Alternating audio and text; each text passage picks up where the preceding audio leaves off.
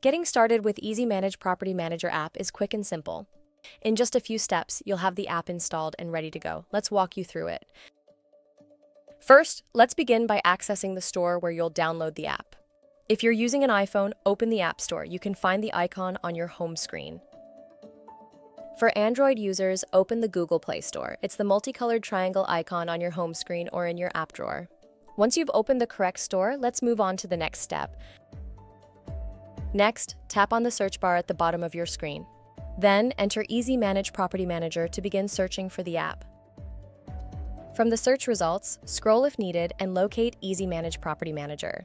Be sure to select the app published by Easy Manage Software to ensure you're downloading the correct one. Once you're on the app page, tap the blue Get button to start downloading Easy Manage Property Manager app on your iPhone. The installation will begin automatically.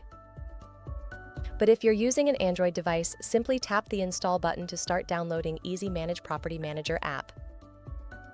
Once the installation is complete, tap Open to the app.